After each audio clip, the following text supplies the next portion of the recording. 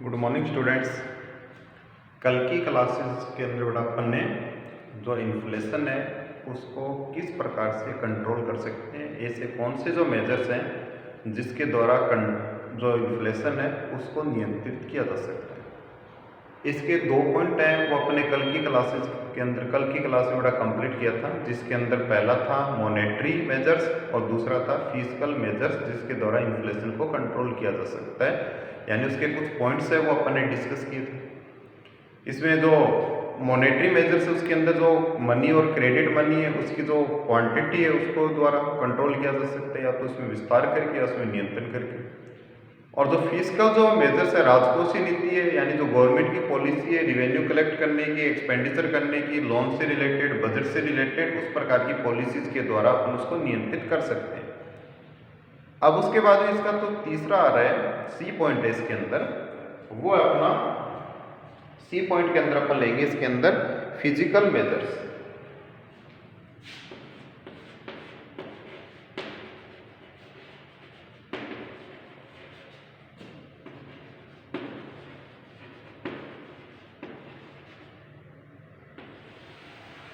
Physical measures का मतलब बेटा यहाँ पे कुछ भौतिक उपाय जो अपन कर सकते हैं फिजिकली रूप से, उसके द्वारा भी इन्फ्लेशन है उसको नियंत्रित किया जा सकता है।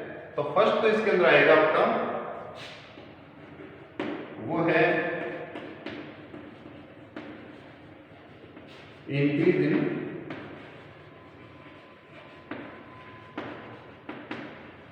प्रोडक्शन। यदि मान लीजिए गुड्स और सर्विसेज या मान लीजिए गुड्स या कमोडिटी जो भी है उसकी यदि कीमत लगातार बढ़ रही है, प्राइस लेवल इंक्रीज हो रहा है, तो ऐसी स्थिति के अंदर यदि उस इकोनॉमी या उस देश के अंदर ये जो प्रोडक्शन करने वाले जो भी यूनिट्स है, मैन्युफैक्चरिंग फैक्ट्रीज है, कंपनीज है, या मान लीजिए कोई भी मैन्युफैक्चरिंग यूनिट्स है, उसकी यदि प्रोडक्शन कैपेसिटी का यदि 100% यूज नहीं हो रहा है तो उसका यूज अपन इंक्रीज करके प्रोडक्शन को बढ़ा सकते हैं। और यदि डिमांड के साथ यदि प्रोडक्शन बढ़ेगा, उत्पादन बढ़ेगा, तो इसके अंदर आपने ये तो बीकॉम पार्ट फर्स्ट के अंदर बड़ा काफ़ी अच्छे से पढ़ा हुआ है कि यदि डिमांड के साथ यदि सप्लाई को भी इंक्रीज कर दिया जाए तो इसी स्थिति के अंदर जो प्राइस लेवल है वही रहेगा जो इसके अंदर बिफोर इंक्रीज था। तो इसके अंदर अपन जो प्रोडक्शन है उसको इंक्रीज कर उसकी सप्लाई को यदि बढ़ा देते हैं तो इसी स्थिति के अंदर जो इन्फ्लेशन है यानी मुद्रा प्रसार है उसको नियंत्रित किया जा सकता है, उसके ऊपर रोक लगाई जा सकती है। ठीक है। सेकेंड पॉइंट है बड़े इसके अंदर price control and rationing. Price control and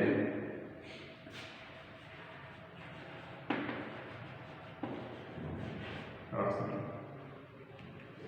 ठीक है। यदि गवर्नमेंट के द्वारा कई बार अपन देखते हैं कि इसके अंदर कुछ गुड्स और कुछ सर्विसेज है उसकी जो प्राइस है वो फिक्स कर दी जाती है कि यानी आप उसको उस अमाउंट से ज़्यादा पर सेल नहीं कर सकते, उसके ज़्यादा अमाउंट पर आप उसको बेच नहीं सकते। तो उस कंडीशन के अंदर उसके प्राइस के ऊपर यदि कंट्रोल कर दिया जाता है, नियंत्रण कर दिया जाता है कि आप इसकी प्राइस को इस रेट से ज़्यादा पर सेल नहीं करोगे, बेचोगे नहीं, तो उसके द्वारा नियंत्रण किया जा सकता है। या राशनिंग के द्वारा भी अपन इसको कंट्रोल कर सकते हैं। जैसे राशनिंग का सिस्टम अपन देखते हैं कि इसके अंदर एक कोटा होता है, एक अमाउंट जो क्वांटिटी होती है वो हाउस होल्ड के अकॉर्डिंग डिसाइड कर दी जाती है कि आपको एक महीने में इस क्वांटिटी या इस गुड्स को कंज्यूम करने के लिए इतनी क्वांटिटी ही प्रोवाइड की जाएगी, जो पीडीएस के माध्यम से करती है गवर्नमेंट। जिससे पीडीएस का मतलब यहाँ पे पब्लिक डिस्ट्रीब्यूशन सर्विस। सार्वजनिक जो क्षेत्र के अंदर अपन देखते हैं कि इसके अंदर वितरण प्रणाली कर दी जाती है, जिसमें अपन गैस है ना, जो एलपीजी गैस अपन घरों में यूज करते हैं बेटा, पहले उसके अंदर ये राशनिंग का ही मेथड था, यानी एक महीने में एक सिलेंडर मिलेंगे, एक से ज़्यादा सिलेंडर नहीं मिल सकते, पूरे 12 महीने के अंदर आपको 12 सिलेंडर ही मिलेंगे, है ना।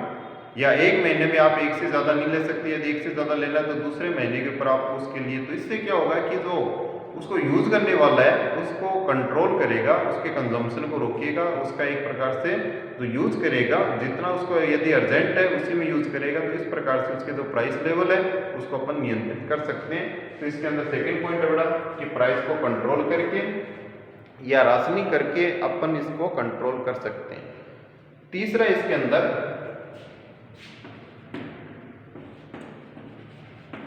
Check on holding and artificial scarcity. देखिए कई बार क्या होता है कि कुछ गुड्स और सर्विसेज के अंदर उसकी जो प्राइस लेवल इंक्रीज होने का जो कारण होता है, मूल्य स्तर बढ़ने का जो कारण होता है, वो कारण क्या होता है कि उसके अंदर उसको संग्रहण करने की, उसको रिजर्व करने की जो प्रकृति है वो बढ़ जाती है। यदि गवर्नमेंट के द्वारा उसकी होल्डिंग के ऊपर यदि रोक लगा दी जाए या उसकी जो आर्टिफिशियल जो स्केर्सिटी है उसकी जो एक प्रकार से कमी दिखाई गई है, यदि उसको समाप्त कर दिया जाए, उसके ऊपर यदि कोई एक्शन लिया जाए, तो जो इन्फ्लेशन है उसको कंट्रोल किया जा सकता है। ब्लैक मार्केटिंग के अंदर इस प्रकार की देखी जाती है कि जो कंज्यूम इसके अंदर जो डीलर होते हैं, जो वेंडर होते हैं, जो सेलर होते हैं, वो क्या करते हैं, जो गुड्स है उसकी आर्टिफिशियल इसके अंदर कमी दिखाकर, यानी उसकी कृत्रिम रूप से ये इसका अभाव नहीं है लेकिन उसकी शॉर्टेज मार्केट में दिखाकर ब्लैक मार्केटिंग करते हैं। और ब्लैक मार्केटिंग के अंदर उसके जो रेट है वो उसको बढ़ा देते हैं, यानी उसकी जो कीमत है ज़्यादा कीमत पर बेचते हैं। तो ज़्यादा कीमत बेचने से उसके अंदर इन्फ्लेशन देखने को मिलता है, यानी उसकी कीमत स्तर है वो बढ़ जाती है। तो इसके अंदर जो आर्टिफिशियल जो इसके अंदर स्केर्सिटी है या इसके अंदर जो होर्डिंग की जाती है, संग्रहण की जाती है, उसका एक लेवल डिसाइड कर दिया जाए कि इतनी अमाउंट से ज़्यादा आप अपने गोडाउन के अंदर इसको स्टोर करके नहीं रख सकते। तो ऐसी स्थिति के अंदर क्या होगा, जो इसके अंदर आर्टिफिशियल जो होर्डिंग है या स्केर्सिटी है वो कम होगी, और कम होगी तो उसके अंदर जो प्राइस लेवल जो इंक्रीज होने के जो चांसेस है, जो इसके अंदर कृत्रिम जो इसके अंदर प्राइस बढ़ाया गया है उसके ऊपर रोक लगेगी। ठीक है, तो इसका जो नेक्स्ट पॉइंट है बेटा वो है कि होर्डिंग और आर्टिफिशियल जो स्केर्सिटी है उसको नियंत्रित करके अपन कर सकते हैं। नेक्स्ट है इसके अंदर import and export policy.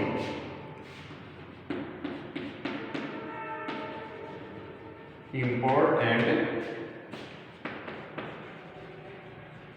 Export, आयात निर्यात नीति के द्वारा भी अपन इसको नियंत्रित कर सकते हैं इन्फ्लेशन को। अब इंपोर्ट और एक्सपोर्ट पॉलिसी से अपन कैसे कंट्रोल कर सकते हैं?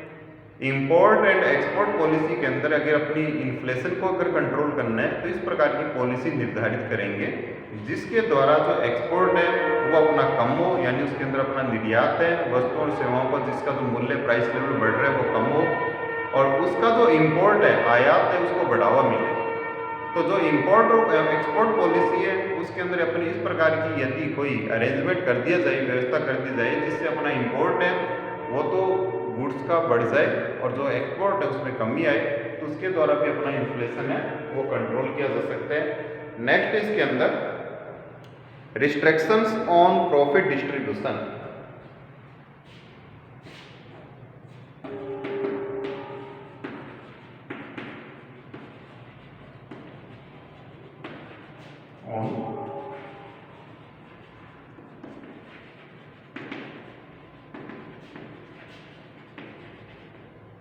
ठीक है, देखिए जो बड़ी कंपनीज होती है जिनका जो प्रोडक्शन का लेवल या जिसमें कैपिटल इन्वेस्टमेंट का लेवल बहुत ज़्यादा होता है, तो ऐसी जो कंपनीज है, ऐसी जो मैन्युफैक्चरिंग यूनिट है उनका प्रॉफिट भी अपने को ज़्यादा देखने को मिलता है।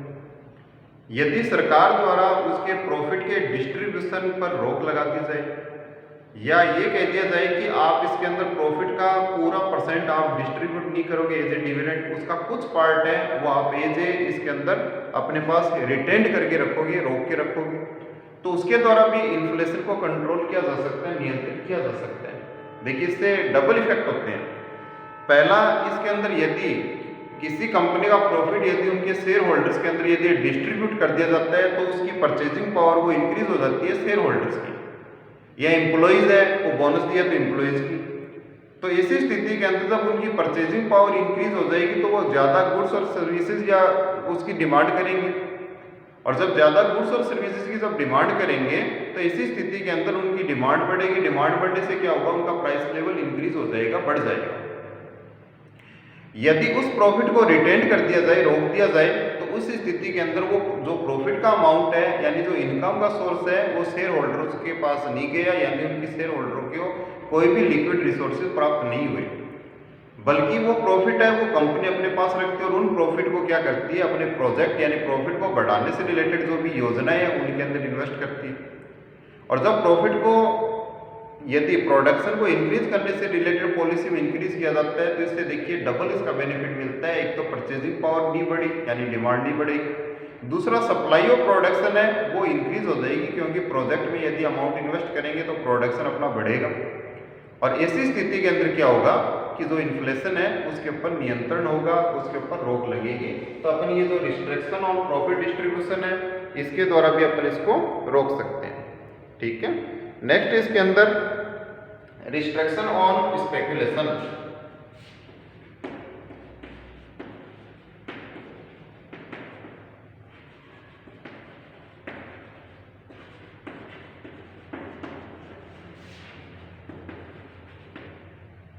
ठीक है, यानी सट्टेबाजी पर रोक। अब सट्टेबाजी यानी स्पेकुलेशन क्या होता है?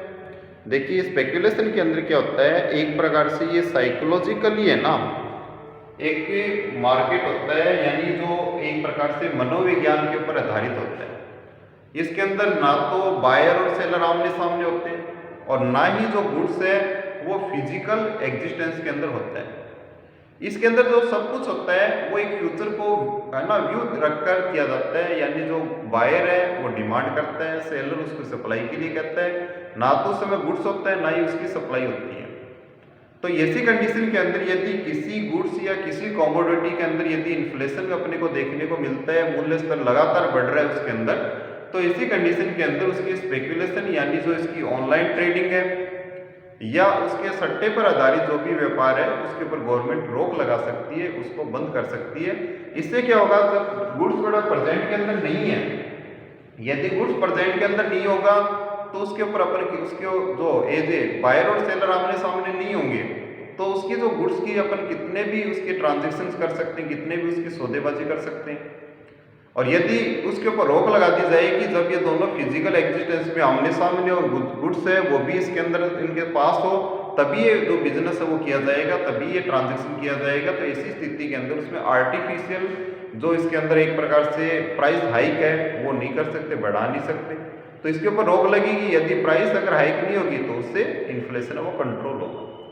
पीछे काफ़ी गुड्स है जिसके अंदर देखिए पहले जो अपनी शुगर चीनी है उसको एज ए ऑनलाइन ट्रेडिंग के अंदर डाल दिया था, लगातार उनकी जो प्राइस है वो इंक्रीज होने लगी क्योंकि सारा का सारा एक प्रकार से साइकोलॉजिकली इसके अंदर इस प्रकार का ट्रेंड बना दिया जाता है कि उसके अंदर जो परचेजर वो तो ज़्यादा हो जाते हैं, सेल वाले नहीं मिलते हैं। तो क्या होता है मार्केट के अंदर ये व्यू बन जाता है कि इसमें जल्दी प्राइस बढ़ेंगे क्योंकि परचेज करने वाले बहुत ज़्यादा आ गए।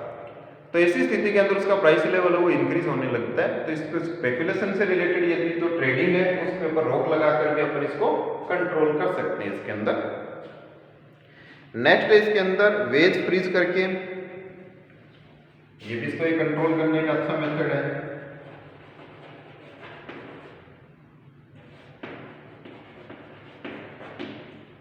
यानी जो वेजेस है, कीमत है, उसको जो मजदूरी है उसकी दर को नियंत्रित कर यानी उसको स्थिर कर दिया जाए कि आपको इतना ही मिनिमम मिलेगा। देखिए गवर्नमेंट होती है वो मिनिमम वेज है वो निर्धारित करती है। इसका कारण क्या है? इसका कारण ये है कि जो इससे दोनों का ही हित रहे, ना तो जो लेबरर्स है उनको कम वेजेस मिले और ना ही इसके अंदर जो इसको जो एक प्रकार से वेजेस का पेमेंट करने वाले जो इसके अंदर इंडस्ट्रियलिस्ट है जो उसको वेजेस प्रोवाइड करवाते हैं उनके द्वारा ज़्यादा वेजेस का पेमेंट किया जा सके।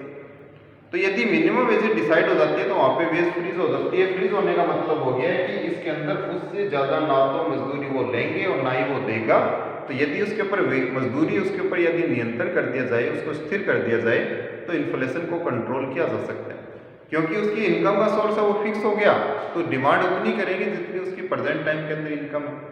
अदरवाइज उसकी इनकम लगातार इंक्रीज होती रही तो डिमांड भी इंक्रीज होगी, लेकिन सप्लाई ऑफ गुड्स और कमोडिटी है वो तो वे में इंक्रीज नहीं होती है जिस वे के अंदर नॉर्मली अपने को ये देखने को मिलता है कि जो वेज है वो इंक्रीज हो रही है। तो इसके द्वारा भी अपन इसको कंट्रोल कर सकते हैं इसके अंदर। ठीक है, तो ये बड़ा आपके इन्फ्लेशन को कंट्रोल करने से रिलेटेड अपने जो मेन इसके जो कारण है वो लिए इसके अंदर की मॉनेटरी द्वारा यानी मॉनेटरी पॉलिसी के द्वारा भी अपन कर सकते हैं, फिस्कल पॉलिसी के द्वारा भी कर सकते हैं और जो फिजिकल मेजर्स है उनके द्वारा भी अपन इन्फ्लेशन को कंट्रोल कर सकते हैं। तो ये इन्फ्लेशन से रिलेटेड बड़ा टॉपिक आपका कंप्लीट है। तो इसके अंदर अपना जो इन्फ्लेशन के बारे में पूछा जाए तो आप इसके जो टॉपिक मैंने आपको क्लासेस में करवाए हैं तो आप उनको बढ़िया से प्रिपेयर कीजिए। आपके पास बड़ा नोटबुक है उसके अंदर भी है, ये पॉइंट्स मैंने लिखवाए हैं, इन पॉइंट्स के द्वारा भी आप इसको अच्छे से प्रिपेयर कर सकते हैं। ठीक है, अब अपन जो नेक्स्ट पार्ट ले रहे हैं इसके अंदर जो इन्फ्लेशन है उसका ही अपोजिट पार्ट है, वो है डिफ्लेशन। उसके बारे में अपन डिस्कस करेंगे। डिफ्लेशन देखिए, इससे पहले अपन इन्फ्लेशन को डिस्कस किया था बेटा। अब अपना आता है डिफ्लेशन यानी मुद्रा संकुचन। इसके अंदर देखिए बेटा, नॉर्मल अपना जैसे एक जनरल प्राइस लेवल होता है ना, जो एक सीधी लाइन के ऊपर होता है, इसको बोलते हैं जनरल प्राइस लेवल। सामान्य मूल्य स्तर, जो जनरल प्राइस लेवल है वो एक प्रकार से काल्पनिक होता है, क्योंकि रियल जो मार्केट सिचुएशन है उसके अंदर जनरल प्राइस लेवल नहीं देखा जाता है कि जो प्राइस लेवल है एकदम स्थिर रहते हैं। इसके अंदर जो फ्लैक्चुएशन है यानी उसमें अस्थिरता है वो स्थिति देखी जाती है। इसके अंदर जो प्राइस लेवल है वो जनरल प्राइस लेवल से या तो ऊपर होते हैं या इसके अंदर नीचे या ऊपर नीचे, ये स्थिति अपने को मार्केट में देखने को मिलती है। जो बड़ा ये वाली स्थिति है, ये टॉप लेवल के ऊपर, ये इन्फ्लेशन कहलाता है यानी मुद्रा प्रसार। ठीक है, जब किसी भी इकोनॉमी के अंदर, किसी भी कंट्री के अंदर इन्फ्लेशन की स्थिति होती है, मुद्रा प्रसार की स्थिति होती है और वो बड़ा क्या हो जाती है, चरम पर चली जाती है, टॉप पर चली जाती है, तो उस कंडीशन के अंदर ये पेनफुल हो जाती है। यानी इसके अंदर उस इकोनॉमी के अंदर या उस कंट्री के अंदर लोगों को जीवन यापन करना कठिन हो जाता है, क्योंकि प्राइस लेवल बहुत ज़्यादा बढ़ जाते हैं। ऐसी स्थिति के अंदर गवर्नमेंट को उसको कंट्रोल करने के लिए कुछ ना कुछ मेजर्स करने पड़ते हैं, कुछ ना कुछ उपाय करने पड़ते हैं, जिसके द्वारा उस इन्फ्लेशन को कंट्रोल किया जा सके। तो इसके लिए गवर्नमेंट क्या करती है, इन इन्फ्लेशन को, इस प्राइस लेवल को नीचे लाती है। तो ये प्रोसेस क्या कहलाती है अपनी, ये कहलाती है डिसइन्फ्लेशन।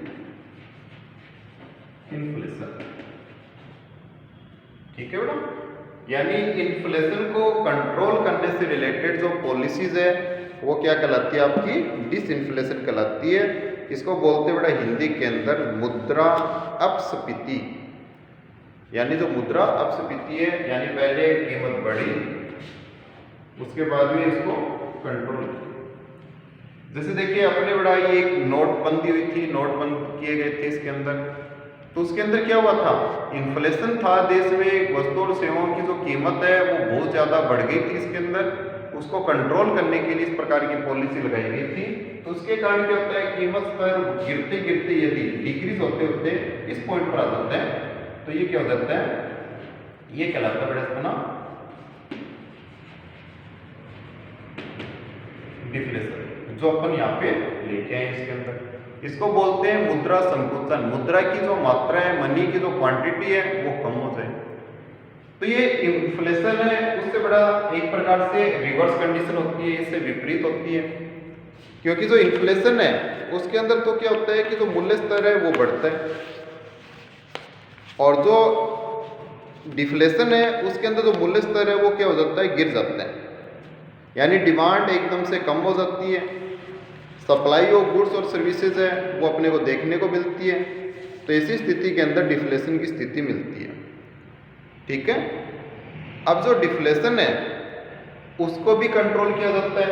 इसमें क्या होता है कि बहुत अपन अभी पढ़ेंगे इसके अंदर, इंडस्ट्रीज बंद हो जाती है, उत्पादन बंद हो जाता है, लोग अनएम्प्लॉयड हो जाते हैं, इनकम का सोर्स कम हो जाता है ना, डिमांड तो बहुत जाता है लेकिन उसकी परचेजिंग पावर कुछ भी नहीं होती, रुपए नहीं होते। तो इस कंडीशन के अंदर क्या होता है, जो प्रोडक्शन की सप्लाई है वो बंद हो जाती है ना, तो वो डिफ्लेशन की होती है। अब उसके बाद जो डिफ्लेशन है, मुद्रा संकुचन हो गया, इसको भी अपन कंट्रोल करेंगे। तो कंट्रोल करने के लिए फिर गवर्नमेंट इसके ऊपर क्या करती है, इस पॉलिसी को वापस इंक्रीज करती है, यानी इसका जो प्राइस लेवल बढ़े, लोगों में एक एनर्जी है, तो ये क्या कहलाता है, डिफ्लेशन कहलाता है। ठीक है। तो ये 4 स्टेप होती है बेटा, इन्फ्लेशन, डिसइन्फ्लेशन, डिफ्लेशन और डिफ्लेशन। ये इसके अंदर अपने किसी भी इकोनॉमी के अंदर देखने को मिलते हैं। इन्फ्लेशन हो गया, उसको कंट्रोल करने के लिए डिसइन्फ्लेशन लगाया जाएगा, यानी ऐसी उपाय किए जाएंगे, मेजर्स किए जाएंगे जिससे उसका प्राइस लेवल कम हो जाए। कई बार उसका प्राइस लेवल गिरकर यहाँ पे आ जाए तो डिफ्लेशन, मुद्रा संकुचन, और मुद्रा संकुचन को कंट्रोल करने के लिए जो पॉलिसीज है वो डिसाइड की जाती है, वो क्या कहलाती है, डिफ्लेशन। ये इस इकोनॉमी, किसी भी इकोनॉमी के पार्ट होते हैं। अब अपना जो टॉपिक है वो है अपना डिफ्लेशन। इन्फ्लेशन के अंदर ये पढ़ा था अपने कि जो क्वांटिटी ऑफ मनी है या मुद्रा की जो मात्रा है वो बढ़ जाती है। मुद्रा की मात्रा बढ़ने के कारण क्या होता है कि जो परचेजिंग पावर ऑफ मनी है वो कम हो जाती है, क्योंकि लोगों के पास सोर्स ऑफ मनी है वो ज़्यादा होता है, इनकम ज़्यादा होती है, डिमांड करते हैं। डिमांड करने के लिए उनके अंदर जो सप्लाई ऑफ गुड्स और सर्विसेज है वो लिमिटेड होने की वजह से जो परचेजिंग पावर ऑफ मनी है वो डिक्रीज हो जाती है। लेकिन देखिए डिफ्लेशन में क्या होता है, डिफ्लेशन के अंदर जो सोर्स ऑफ मनी यानी क्वांटिटी ऑफ मनी या लेवल ऑफ इनकम जो लोगों का कम हो जाता है, तो उस कंडीशन के अंदर वो इंडिविजुअल, उसकी परचेजिंग पावर क्या हो जाती है और मनी है वो बढ़ जाती है। परचेजिंग पावर ऑफ मनी बढ़ जाने का कारण क्या होता है कि उसके अंदर सप्लाई ऑफ गुड्स और सर्विसेज है वो तो ज़्यादा है मार्केट के अंदर, ठीक है, लेकिन उसको डिमांड करने के लिए उसके पास सोर्स नहीं है। तो मार्केट के अंदर यदि सप्लाई ज़्यादा है, डिमांड कम है, तो ऐसी स्थिति के अंदर जो प्राइस लेवल है वो डिक्रीज हो जाता है और सस्ते मूल्य पर उसको ज़्यादा वस्तुएं प्राप्त होती है, तो परचेजिंग पावर ऑफ मनी है वो बढ़ जाता है, ठीक है। तो डिफ्लेशन यानी मुद्रा संकुचन के अंदर क्या होता है, मुद्रा संकुचन के अंदर जब क्वांटिटी ऑफ मनी डिक्रीज हो जाती है और जो पब्लिक है उसकी परचेजिंग पावर ऑफ डिमांड है वो कम हो जाती है, लेकिन purchasing power of money increase हो जाती है। क्यों? क्योंकि सप्लाई ऑफ गुड्स और सर्विसेज उतना ही है, लेकिन उनकी परचेजिंग पावर नहीं होने के कारण, उसके पास मनी नहीं होने के कारण वो डिमांड नहीं कर पाते। डिमांड शॉर्ट है, सप्लाई ऑफ गुड्स और सर्विसेज यदि ज़्यादा है, तो इसी स्थिति के अंदर क्या होगा कि जो प्राइस लेवल है वो डिक्रीज हो जाएगा, कम हो जाएगा। और प्राइस लेवल यदि डाउन हो जाता है, कम हो जाता है, तो ऐसी स्थिति के अंदर जो स्थिति है वो डिफ्लेशन की स्थिति कहलाती है, मुद्रा संकुचन की स्थिति कहलाती है, ठीक है। तो मुद्रा संकुचन का नॉर्मल मीन बड़ा समझ में आ गया आपके। मुद्रा संकुचन के अंदर क्या होता है कि जब वस्तु और सेवाओं की कीमत कम हो जाती है, परचेजिंग पावर ऑफ मनी बढ़ जाती है, क्वांटिटी ऑफ मनी या इनफ्लो ऑफ मनी वो कम हो जाता है, मनी का आउटफ्लो हो जाता है, तो ऐसी स्थिति क्या कहलाती है, डिफ्लेशन की स्थिति कहलाती है, यानी मुद्रा संकुचन की स्थिति कहलाती है, ठीक है। अब डिफ्लेशन के अंदर बड़ा इससे रिलेटेड डेफिनेशन है वो ले रहे हैं। इसमें दो डेफिनेशन है, एक तो इसके अंदर पिगू की है और एक क्राउथर की जो डेफिनेशन है वो अपन डिस्कस करेंगे। इसमें बड़ा दो डेफिनेशन ली है अपने, पहला क्राउथर का है और दूसरा पिगू है। जो क्राउथर की डेफिनेशन है उसमें देखिए, deflation is stage on which the value of money is rise is that price level decreases यानी फॉल्स, ठीक है। ये कह रहा है कि डिफ्लेशन वो स्टेज है जिसके अंदर जो वैल्यू ऑफ मनी है वो क्या हो जाती है, बढ़ जाती है, यानी वैल्यू ऑफ मनी और क्वांटिटी ऑफ मनी में इनवर्स रिलेशनशिप होता है, विपरीत संबंध होते हैं। यदि क्वांटिटी ऑफ मनी इंक्रीज होती है यानी मुद्रा की मात्रा किसी भी इकोनॉमी में बढ़ती है, तो उसका जो वैल्यू ऑफ मनी है वो डिक्रीज हो जाती है क्योंकि उसकी परचेजिंग पावर कम हो जाती है। यदि क्वांटिटी ऑफ मनी डिक्रीज होती है किसी भी इकोनॉमी के अंदर, तो वैल्यू ऑफ मनी इंक्रीज हो जाती है क्योंकि उसकी परचेजिंग पावर है वो इंक्रीज हो जाती है। तो इसमें ये लिखा है देखिए कि जो वैल्यू ऑफ मनी है is rise that is price level or falls, यानी जो प्राइस लेवल है वो कम हो जाते हैं। किसके प्राइस लेवल? जो गुड्स या कमोडिटी है उसकी कीमतें वो गिरना स्टार्ट हो जाती है यानी कम होना स्टार्ट हो जाती है, तो वो क्या कहलाता है, डिफ्लेशन कहलाता है। ऐसे डेफिनेशन इसने पिगू ने दिया, deflation is that stage of falling prices, यानी डिफ्लेशन है वो प्राइस गिरने की वो स्टेज है विच अराइजेस व्हेन, ये तब होती है when the production of goods and services increases more faster as compared to monetary income, यानी जो प्रोडक्शन है गुड्स और सर्विसेज का है वो तो एक प्रकार से रेपिडली इंक्रीज हो रहा है, तीव्र गति से बढ़ रहा है, लेकिन उनकी जो पब्लिक है, जनता है, उसकी जो मॉनेटरी इनकम है वो उतनी स्पीड से नहीं बढ़ रही है जिस स्पीड से प्रोडक्शन बढ़ रहा है। तो उस कंडीशन के अंदर जो सप्लाई ऑफ गुड्स और सर्विसेज है वो इकोनॉमी के अंदर बढ़ेगी, लेकिन उसको परचेज करने के लिए यदि कंज्यूमर है या उपभोक्ता है या पब्लिक है या जनता है, उसकी यदि मॉनेटरी इनकम नहीं बढ़ती है तो जो price level of goods and services यानी वस्तु और सेवाओं की कीमत है वो कम हो सकती है। जैसे बेटा मार्केट में आप देखते हो कि यदि ऑन सीजन और ऑफ सीजन दो होते हैं, ऑन सीजन के अंदर जो सप्लाई ऑफ जो गुड्स और कमोडिटी है वो फास्ट होती है, तो उसके अंदर प्राइस लेवल अपने को ज़्यादा देखने को नहीं मिलता है।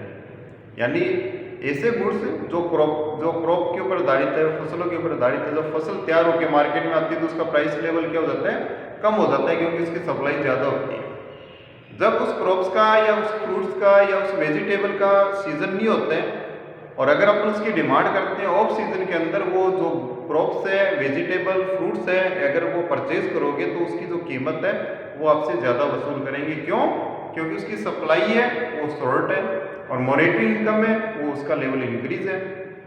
तो ऐसी स्थिति के अंदर डिफ्लेशन की स्थिति होती है। ठीक है, तो ये दो डेफिनेशन दे रखी है बेटा, पहले क्राउथर और दूसरी पिगू। ये अपन डेफिनेशन भी इसके अंदर इसके मीनिंग में लिख सकते हैं। नॉर्मल अर्थ बेटा यही है, सिंपल वे में, चाहे इसको कितने वे में बता दीजिए। डिफ्लेशन के अंदर प्राइस लेवल ऑफ गुड्स और कमोडिटी डिक्रीज हो सकता है। क्यों? क्योंकि परचेजिंग पावर ऑफ मनी या वैल्यू ऑफ मनी इंक्रीज हो सकता है। मॉनेटरी इनकम या सोर्स ऑफ इनकम है वो कंज्यूमर का कम होता है।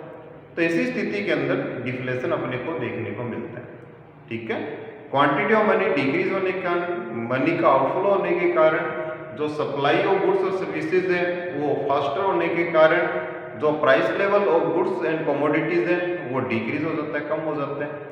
वस्तु और सेवाओं की कीमत गिर जाती है, डिमांड कम हो जाती है, मॉनेटरी इनकम कम हो जाती है। ऐसी स्थिति डिफ्लेशन की स्थिति कहलाती है, मुद्रा संकुचन की स्थिति कहलाती है। ठीक है, ये तो बड़ा इसका डिफ्लेशन का नॉर्मल मीनिंग था। अब डिफ्लेशन होने के क्या कारण है, कौन कौन से इसके कॉजेज है, वो अपन इसके नेक्स्ट क्लास यानी कल की क्लास में अपन इसको डिस्कस करेंगे। आज की क्लास के लिए बड़ा इतना ही, नेक्स्ट इसका नेक्स्ट क्लास के अंदर। ओके।